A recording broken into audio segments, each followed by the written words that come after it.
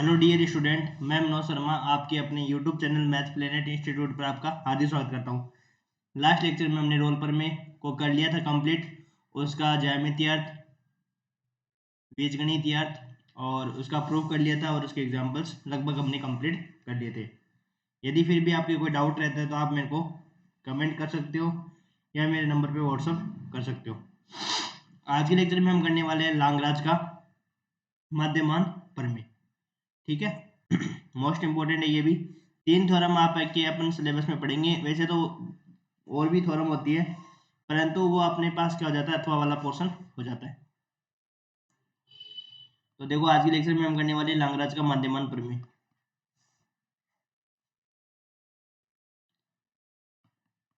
लांगराज का मध्यमान मध्यमान प्रमेय।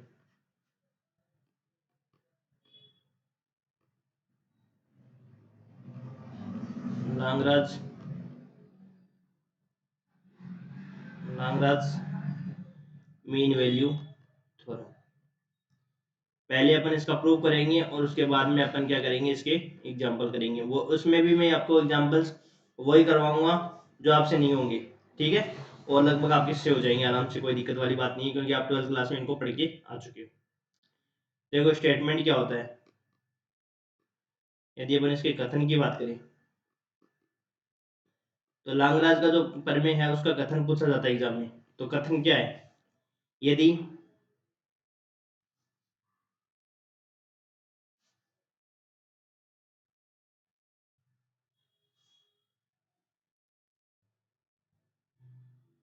फलन एफ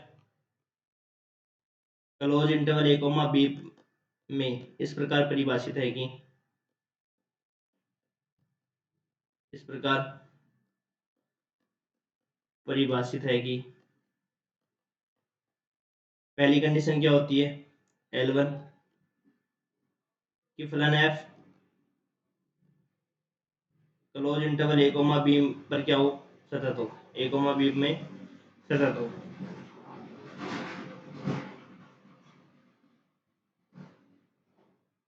सतत हो, ठीक है। दूसरी कंडीशन क्या होती है, L2 फलन F open interval A comma B में क्या हो, डिफरेंशिएबल हो। इसमें जो रोल पर में की जो तीसरी शर्त होती है ना, वो नहीं होती है। फलन F open interval A comma B में क्या हो, अवकलनीय हो।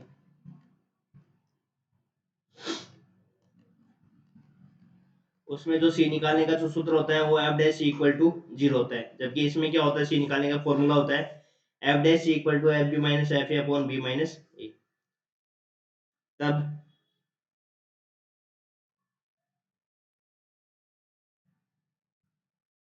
तब विवर्त अंतराल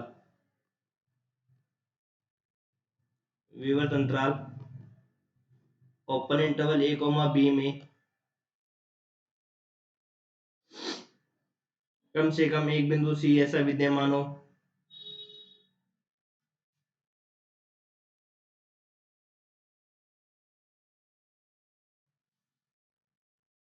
कम से कम एक बिंदु सी विद्यमान होगा ताकि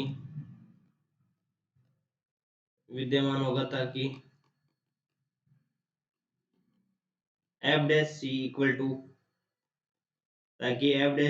होता है F B minus F E upon में होता है बी माइनस ई। इससे अपन क्या निकालते हैं, सी का मान निकालते हैं। ठीक है, ये तो अपना पास क्या हो गया, स्टेटमेंट हो गया। जो लांगराज जो अपने पास रोल की थ्योरम होती है ना, उसका तीसरा स्टेटमेंट इसमें नहीं होता और एफ डैश सी निकालने का सूत्र होता है अपने पास। तो क्या लिखेंगे, फलन एफ है close interval A comma B में सतत हो, open interval A comma B में डिफरेंशिएबल हो, तब open interval A comma B में कम से कम एक बिंदु सी ऐसा विद्यमान होगा ताकि F dash C equal to होता है F B minus F A upon B minus A. ठीक है, अब अपन इसका प्रूफ कर लेते हैं। ठीक है, तो देखो, सबसे पहले क्या करेंगे कि close interval A comma B पर एक फंक्शन डिफाइन करेंगे।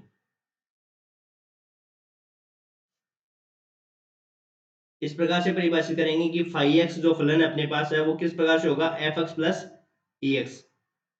ठीक है, इस प्रकार से अपन इस फंक्शन को डिफाइन करेंगे कि एक्स कर लो तो ए एक्स कर लो।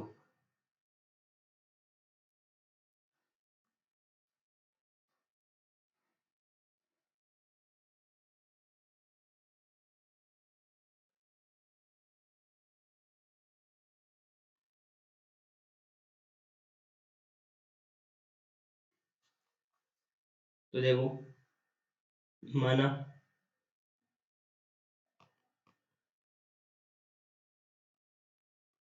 फलन फाई, माना फलन phi close interval A comma B पर इस प्रकार परिभाषित है कि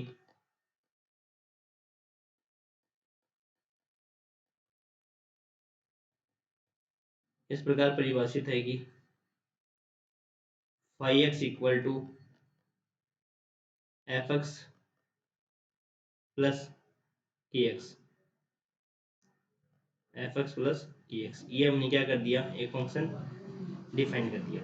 ठीक है, हमने क्या कर दिया, एक फंक्शन हमने डिफाइन कर दिया।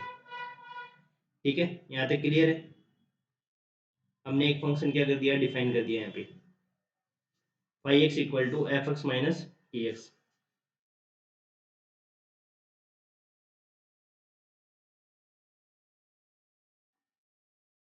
ठीक है, तो यहाँ से हो जाएगा अपने पास, देखो क्या, फाई एक्स इक्वल टू हो जाएगा F X minus F X plus K x.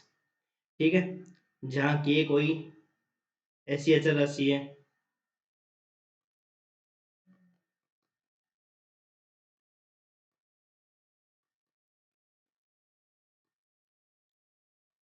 ऐसी अचर राशि है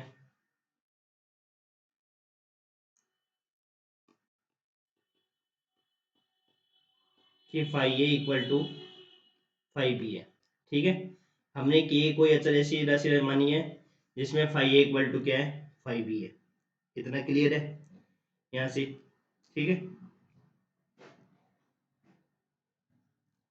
इतना कवर है।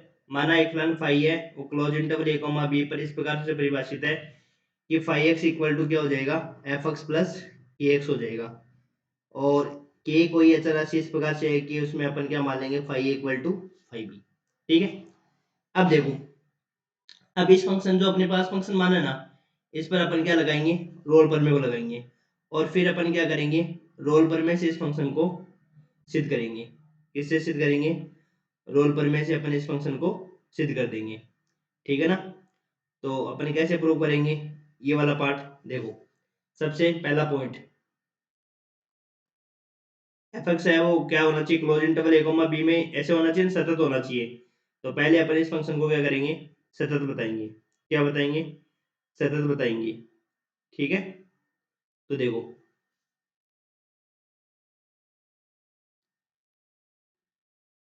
क्योंकि फलन एफ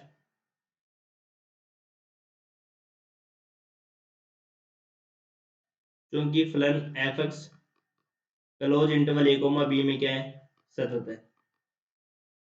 फलन एफ है वो close interval A comma B में क्या है, सतत है। ठीक है, तथा के एक्स क्या है, एक बहुपद फलन है। के एक्स क्या है, एक बहुपद फलन है। एफ एक्स तो अपने पास क्या दे रखा है, close interval A comma B में सतत दे रखा है, और के एक्स क्या है, एक बहुपद फलन है जो कि सर्वत्र सतत है, होता है, जो कि सर्वत्र सतत होता है। यहाँ तक क्लियर है। अब एफ एक्स भी इस close interval A comma B में सतत है, और के एक्स भी close interval A comma B में क्या है, बहुपद फलन है जो कि सर्वत्र सतत होता है। तो इन दोनों का जो प्लस पॉइंट है, मतलब प्लस करेंगे अपन, ऐड करेंगे, वो भी अपने पास क्या हो जाएगा, सतत हो जाएगा। F X plus K x भी क्या हो जाएगा अपने पास, सतत हो जाएगा। F X plus K x भी close interval A comma B में सतत होगा। ठीक है, तो हमने क्या किया कि जो फलन एफ एक्स है वो close interval A comma B में सतत होता है, और के जो अपने पास के एक्स है वो भी अपने पास कैसा फंक्शन है, जो अपने पास के एक्स फंक्शन है वो अपने पास कैसा फंक्शन है, वो फंक्शन अपने पास है बहुपद फलन जो कि सर्वत्र सतत होता है। ठीक है, तो यहाँ से F X plus K x भी क्या हो जाएगा, उस क्लोज इंटरवल ए कॉमा बी में सतत हो जाएगा। दूसरा अवकलन नहीं दिखाना है, सिंस एफ एक्स अपने पास फाइव एक्स क्या अपने पास F X plus K x, तो यहाँ से हो जाएगा अपने पास, डिफरेंशिएशन करेंगे इसका तो फाइव डैश एक्स क्या हो जाएगा अपने पास एफ डैश एक्स प्लस के, जो कि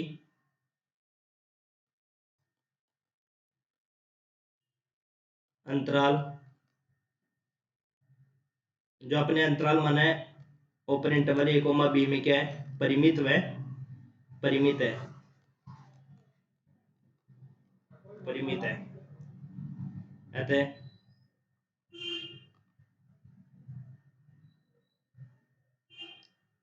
अतः five x open interval A comma B में क्या है, अवकलनीय,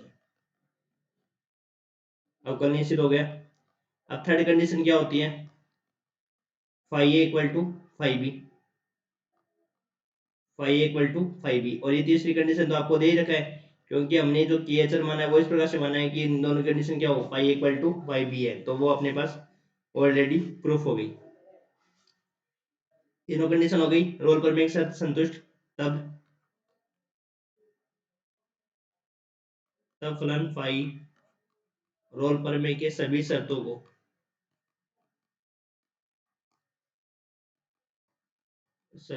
को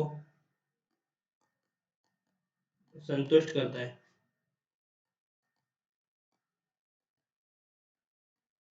संतुष्ट करता है। तब रोल प्रमेय से, तब रोल प्रमेय से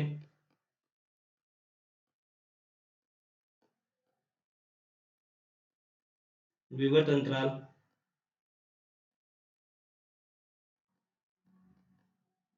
open interval A comma B में कम से कम एक बिंदु सी विद्यमान होगा, ताकि ताकि F dash C equal to क्या हो जाएगा, जीरो। एफ डैश सी रख दो, लेकिन अपने पास फंक्शन क्या माना है, फाइव माना है, तो फाइव डैश सी कर दो यहाँ पे, phi dash C equal to zero, phi dash C equal to zero.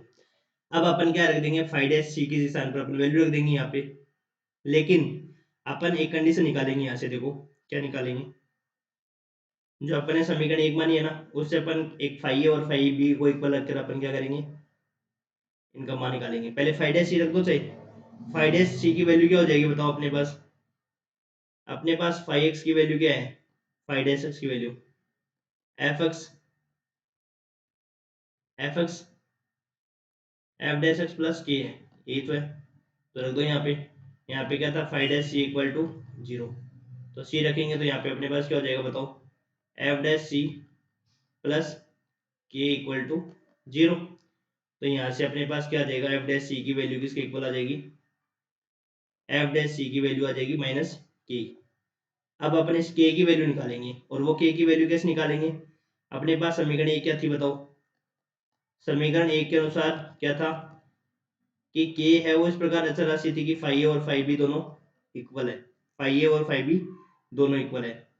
अब फाइव एक्स अपने पास क्या था बताओ, फाइव एक्स था अपने पास F X plus K x, यहाँ से निकालो फाइव ए और फाइव बी का मान, फाइव ए का मान निकालेंगे तो यहाँ से हो जाएगा अपने पास एफ ए प्लस के, और फाइव बी की वैल्यू निकालेंगे तो यहाँ से क्या हो जाएगा अपने पास F B plus K B. अब यहाँ से देखो, इसकी जगह रखो five A plus K A equal to five B plus K B, ठीक है। यहाँ से हो जाएगा अपने पास क्या, अपने को के की वैल्यू निकालनी है, तो क्या करेंगे अपन, देखो K A minus K B equal to F B minus F A. यहाँ से अपन यदि के कॉमन ले तो के हो जाएगा अपने पास A minus B equal to हो जाएगा F B minus F A, और यहाँ से अपने पास के की वैल्यू आ जाएगी एफ बी माइनस एफ ए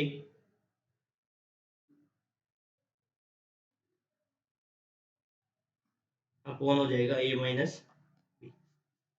ठीक है,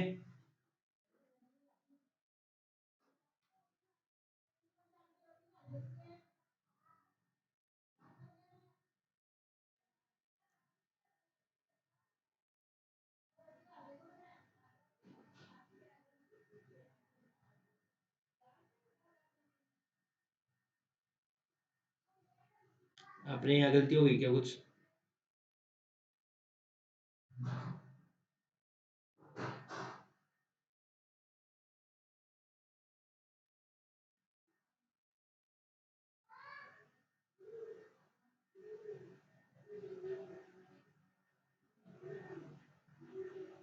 ठीक है, के की वैल्यू आ गई अपने पास। अब रख दो यहाँ पे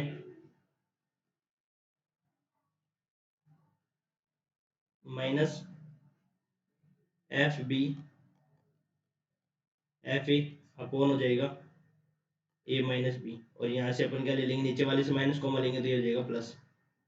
तो F B minus F A upon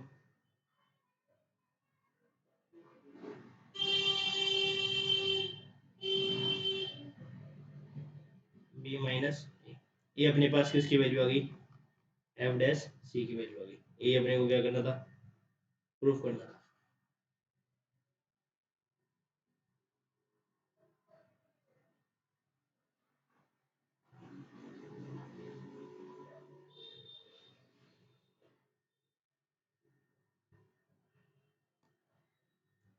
ये अपने को प्रूव करना था, ये प्रूफ हो गई अपनी थ्योरम। ठीक है, अब देखो स्पेशल कंडीशन की बात करें कि यदि एफ ए और एफ बी दोनों बराबर हो जाए, यहाँ से यदि अपन स्पेशल केस की बात करें, इफ एफ ए और एफ बी क्या हो, इक्वल हो, एफ ए और एफ बी क्या हो, इक्वल हो। यदि एफ ए और एफ बी इक्वल हो जाएगा तो यहाँ से अपने पास क्या हो जाएगा बताओ, इसको कुछ मान लो समीकरण,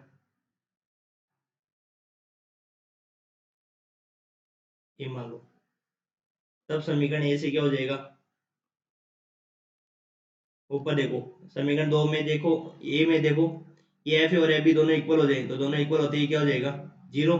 और ये किसका यूज हो जाएगा, ये जो अपने पास फॉर्म आ जाएगी किसका रूप बन जाएगा, रोल पर में। ये अपने पास फॉर्म कौन सी बन जाएगी, रोल पर में।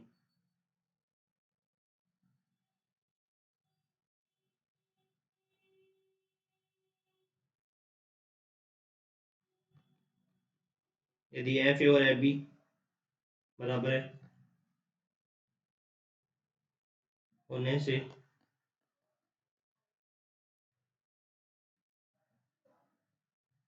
लांगराज माध्यमान पर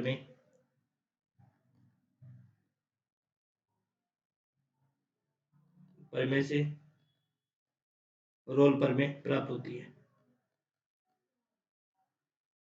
तो जब अपने पास एफ ए और एफ बी बराबर हो जाएगा ना, तो ये अपने पास लाग्रांज प्रमेय किस में कन्वर्ट हो जाएगी, रोल प्रमेय में। ठीक है, ये अपने पास इसका प्रूफ था। अब अपन एक फंक्शन डिफाइन करेंगे, देखो फंक्शन ही डिफाइन करना था, वो फंक्शन डिफाइन करके अपने को क्या निकालना था, बस वैल्यू निकालनी थी, उस पर रोल पर में लगानी थी और रोल पर में से अपने को इसको प्रूफ करना था। ये अपने पास प्रूफ होगा। अब देखो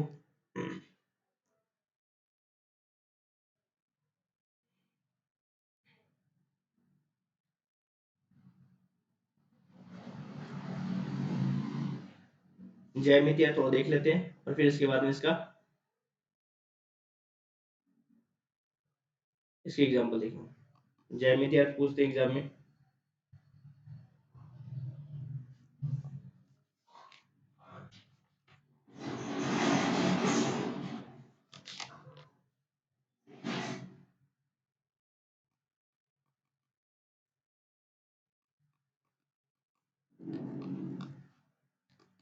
प्रमेय का ज्यामिति अर्थ,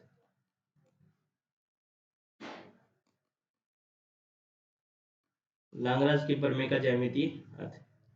अब देखो ज्यामिति अर्थ क्या होता है इसका, इसकी बात करें अपन, तो लांगराज का जो ज्यामिति अर्थ होता है वो अपने पास क्या होता है, यदि अपन इसका ज्यामितीय अर्थ देखते हैं तो इसका ज्यामितीय अर्थ जो होता है अपने पास, उसका स्टेटमेंट आपको पूछा जा सकता है। ठीक है, तो इसको अपन करते हैं।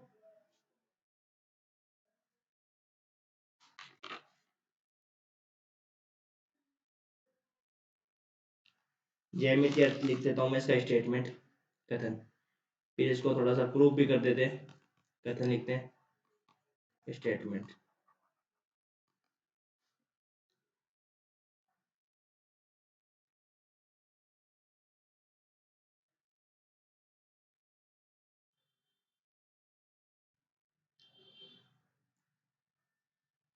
यदि फलन f का वक्रभुज x बराबर a तथा x बराबर b, x बराबर a तथा x बराबर b वाले दो बिंदु मध्य सतत है, दो बिंदु के मध्य सतत है, तथा वक्र के प्रत्येक बिंदु, वक्र के प्रत्येक बिंदु पर स्पर्शरेखा खींची जा सकती है,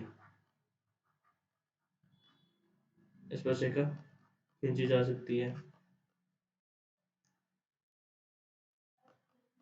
तो ए तथा बी के मध्य, ए तथा बी के मध्य कम से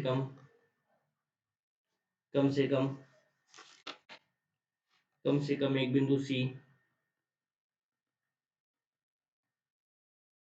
विद्यमान है,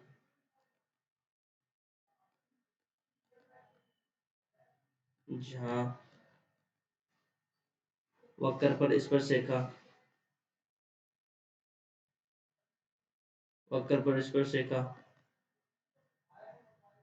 दिए गए बिंदु को मिलाने वाली जीवा के समांतर होगा, दिए गए बिंदुओं को मिलाने वाली जीवा के समांतर है, जीवा के समांतर। ये अपने पास स्टेटमेंट होता है। क्या कह रहा है कि यदि किसी वक्र का मान लो कोई फलन है अपने पास, उसका वक्र बोधावनी को दे रखा है x बराबर a और x बराबर b, उन दोनों बिंदुओं के मध्य यदि कोई फलन सतत है और प्रत्येक बिंदु पर स्पर्शरेखा यदि खींची जा सकती है, स्पर्शरेखा खींचने का मतलब कि वो डिफरेंशिएबल है, तब a तथा b के मध्य कम से कम एक बिंदु ऐसा c विद्यमान होगा जहां वक्र पर स्पर्शरेखा दिए गए बिंदु को मिलाने वाली जो जीवा होगी, उस जीवा की क्या होगा, पैरेलल होगा। ये अपने को क्या करना है, प्रूफ करना है। तो देखो कैसे अपन इसको प्रूव करेंगे।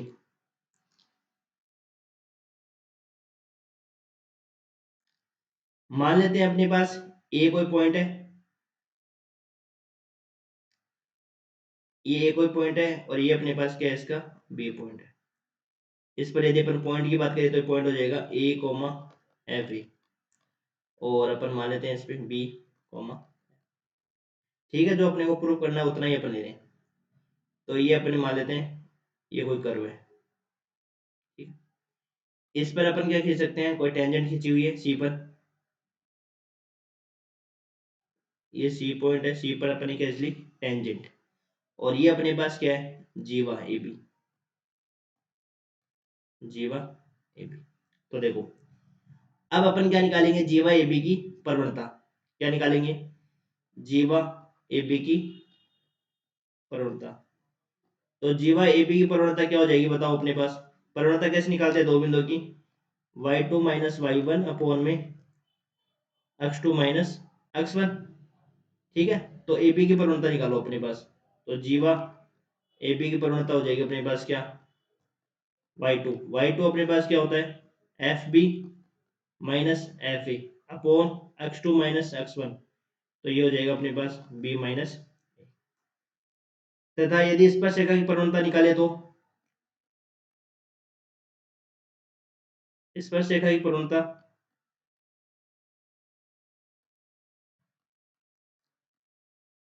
तो स्पर्शरेखा की प्रवणता हो जाएगी F dash C equal to हो जाएगा अपने पास क्या, F B minus F E upon B minus E. तो जो स्पर्शरेखा की जो प्रवणता आएगी वो किसके इक्वल आ जाएगी, जीवा ए बी की प्रवणता की इक्वल आ जाएगी। तभी तो कहते हैं कि देखो ये वाला स्टेटमेंट लिखा है ना, कम से कम एक बिंदु सी ऐसा विद्यमान होगा जहां वक्र पर यदि खींची गई जो स्पर्शरेखा है वो किसके पैरेलल हो जाएगी, उस जीवा की समांतर हो जाएगी, उस जीवा की समांतर हो जाएगी। तो ये जीवा ए बी की प्रवणता के बराबर आ जाएगी। तब अपन क्या लिख देंगे, देखो सी पर जो स्पर्शरेखा की प्रवणता है, जी सी पर जो स्पर्शरेखा है वो किसके इक्वल हो गई, जीवा ए बी की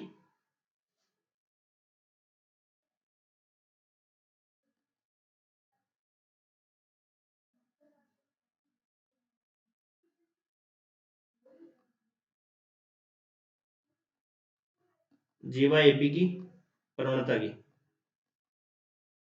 ठीक है, अर्थात यदि फलन एफ एक्स, अब वो स्टेटमेंट आ जाएगा पूरा अपना वापस, फलन एफ एक्स अंतराल close interval A comma B में लांगराज प्रमेय के प्रतिबंधों को संतुष्ट करता है,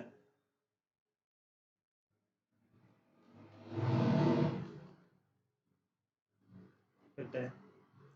तब C belongs to open interval A comma B पर खींची गई स्पर्शरेखा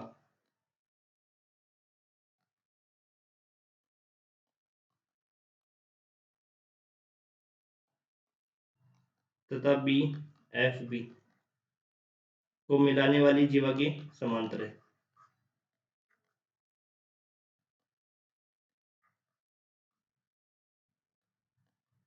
ठीक है, अब अगले वीडियो में अपन क्या करेंगे, इनके क्वेश्चन करेंगे। ठीक है, थैंक यू।